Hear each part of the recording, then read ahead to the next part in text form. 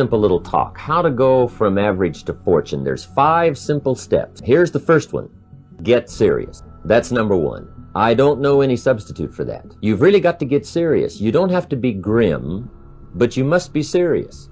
And you must get serious about 2 very important things. Number 1 is setting your goals and where you want to go. Designing the next 5, the next 10 years is so vitally important. What do you want to do economically? Where do you want to go? What do you want to be? What would you like to have? What would you like to share? How much would you like to earn? How far would you like to go? Those are some major questions to ask.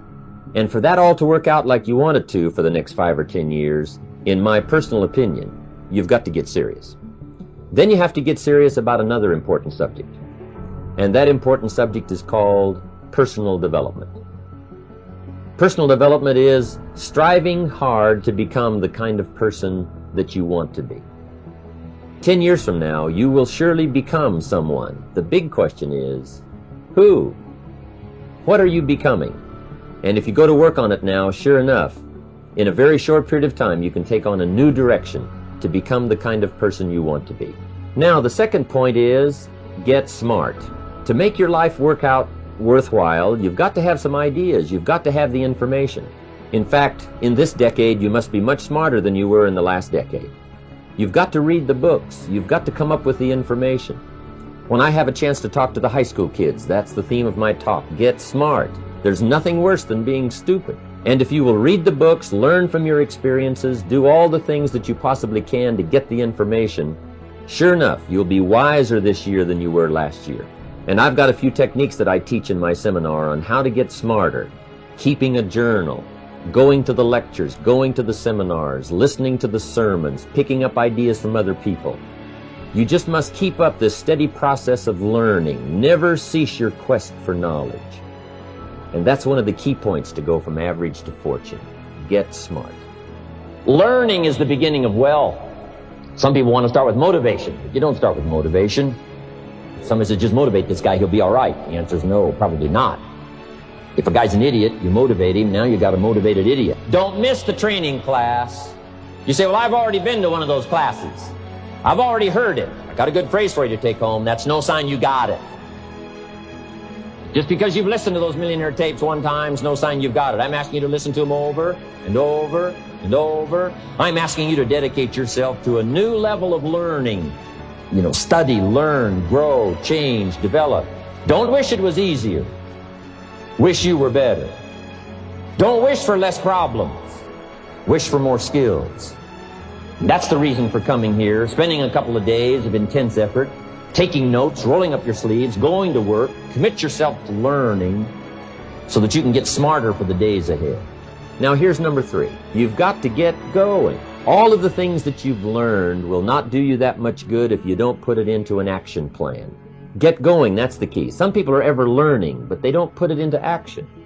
They don't really take the action. It's like the man who keeps bringing materials to the building site and never builds anything.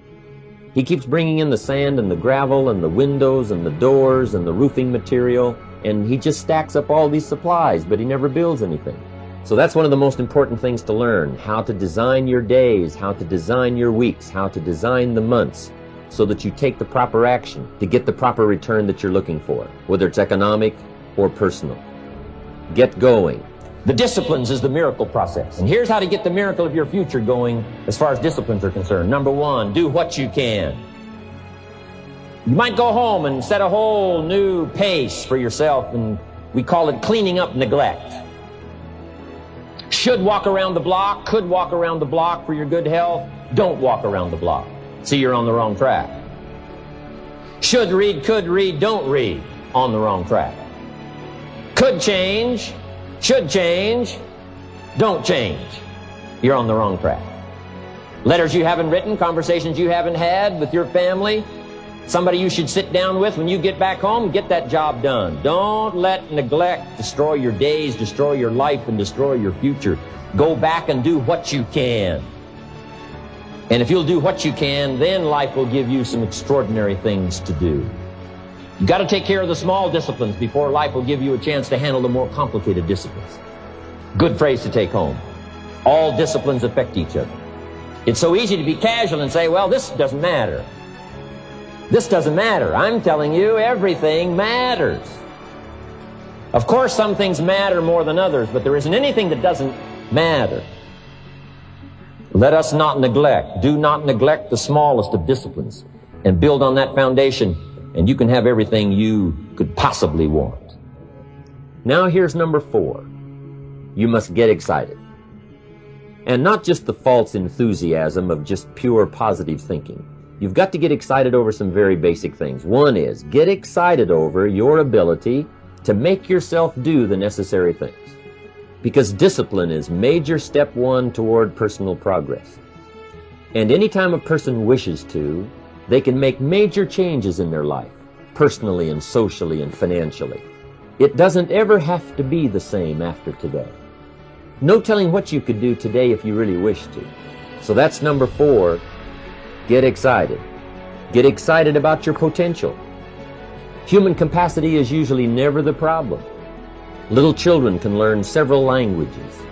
We can learn to do the most incredible things. All we need to do is take the time to do it. So it's not a matter of capacity. It's a matter of judgment. It's a matter of excitement. It's a matter of will. And it's a matter of wanting to bad enough. So it's pretty exciting to know that any day you wish, you can change your life. Excitement that runs deep is the excitement that really lasts for a lifetime, not surface excitement. I'll tell you what's really going to serve you well, and that's the excitement you feel inside that isn't even probably expressed on the outside, the excitement that runs deep, the excitement that stirs commitment, the excitement that stirs courage. Give me the chance, and I will get the job done. That kind of excitement. Number 5 is get away. You've got to learn to get away. You must learn to get away and be alone. Learn to get away and reflect. Learn to get away and learn how to live as well as how to earn. How sad it would be to learn how to earn well, but not learn how to live well. You must balance your life. We teach something, especially in my staff, I teach something called lifestyle. Lifestyle is how you learn to live your life. Some people have money, but they don't even know how to spend it. They have time, but they don't know how to spend it. They don't know what to do with it. They don't get joy from it. Rather, they get animosity. Then you've got to take time to cultivate good friends. You've got to take time to be with your family. You've got to take time to be with the people who are important to you. Get away. Take the time. Reflect on your life. Recharge your batteries. Do some growing away from your enterprise. Then when you come back to your enterprise, after you have taken this time to balance your life, you will find that on the job, working on your enterprise, things will really go much better. So those are the 5 simple steps to go from average to fortune.